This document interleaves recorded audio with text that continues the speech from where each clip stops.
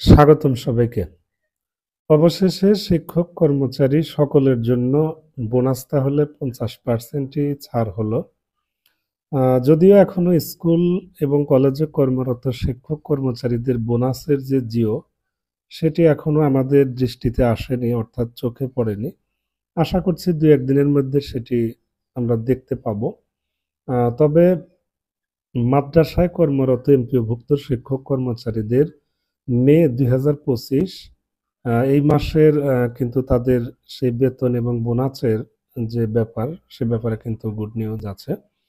তবে সেখানে দেখলাম যে মাদ্রাসায় যারা কর্মরত আছে তাদের সকলের জন্যই বোনাস 50% ৪টি অনুদানকারী ব্যাংকের নিকট প্রেরণ করা হয়েছে।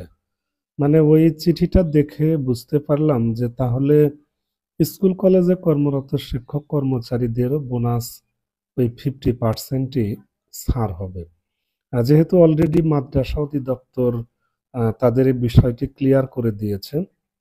এই বিষয়টা কেন বলছি? আমরা শুরু থেকেই জানতাম যে বোনাসটা শিক্ষক কর্মচারী সকলের জন্য বৃদ্ধি হচ্ছে।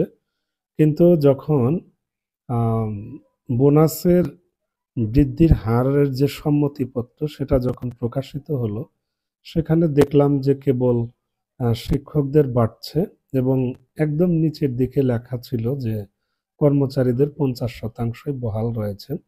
অবশ্যই বিষয় নিয়ে সারা বাংলাদেশের কর্মচারীরা কিন্তু তাদের কর্মবিরতি বা ধর্মঘট পালন করে আসছে। কিন্তু এর মধ্যেই আমরা জানতে পারলাম যে কর্মচারী ঐক্য জোটের অনেকেই কর্তৃপক্ষের সাথে দেখা করেছে এবং বিষয়টি অবগত করেছে। কিন্তু তারপরেও কিন্তু সেই ৫০%ই ছাড় হলো। আসলে আমাদের প্রত্যাশা ছিল যে সকলেরই বোনাসের হার বৃদ্ধি পাবে। এখানে মনে রাখা ভালো যে শিক্ষকরা আগে 25% বোনাস পেত, অর্থাৎ শিক্ষি আর কর্মচারীরা এ যাবৎ 50% পর্যন্ত বোনাস পেয়ে আসছে। আমরা জানতাম যে হয়তো তাদের 25% বাড়লে তাদের ৭৫ ভাগ হবে আর শিক্ষকদের ৫০ ভাগ। কিন্তু সম্মতিপত্রের ২ নম্বর পয়েন্টস দেখে আমরা অনেকটাই হতাশ এবং বিচলিত।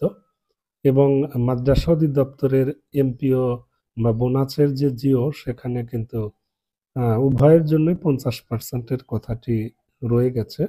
সুতরাং এখন মনে হয় না যে আর এটা পরিবর্তন হবে বা পরিবর্তন করা যাবে। যেহেতু মাদ্রাসা অধিদপ্তর থেকে অলরেডি 50% শিক্ষক এবং কর্মচারী উভয়ের জন্যই ছাড় হয়েছে এবং সেটি অলরেডি ব্যাংকের নিকট পাঠানো হয়েছে। এমত অবস্থায় আর পরিবর্তন হবে কিনা এটা নিয়ে অনেকটাই অনিশ্চয়তা রয়ে গেছে। যদিও এই বিষয়গুলো নিয়ে প্রতিষ্ঠানে আমরা প্রায়ই দেখছি শিক্ষক কর্মচারীদের মধ্যে বিভিন্ন বিষয়ে কোনো ক্ষেত্রে মতানৈক্য দেখা দিচ্ছে বা কথা কাটাকাটি হচ্ছে। আমরা বিভিন্ন গ্রুপেও লক্ষ্য করছি বোনাসের যখনই কোনো পোস্ট শেয়ার করা হচ্ছে সেখানে উভয়ই উভয়কে আক্রমণাত্মকভাবে আ লিখছে বা বলছে, যেটা মোটেও কাম্য না। কর্তৃপক্ষ চাইলেই কিন্তু এর সুন্দর একটি সমাধান বা সমঝোতা করতে পারত।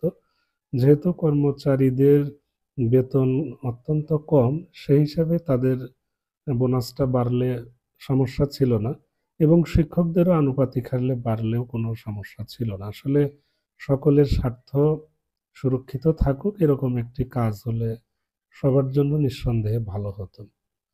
যাই হোক, যেহেতু মাদ্রাসা অধিদপ্তর কর্তৃক ইতোমধ্যে জিও জারি করে ফেলেছে এবং তাদের সেই ব্যাংকের নিকট যেহেতু পাঠানো হয়েছে, সুতরাং আমার মনে হয় আর এখান থেকে বা এই সিদ্ধান্ত থেকে কর্তৃপক্ষ সরে আসতে পারবে কিনা সেটা আসলেই প্রশ্ন রয়ে গেল। ধন্যবাদ সবাইকে।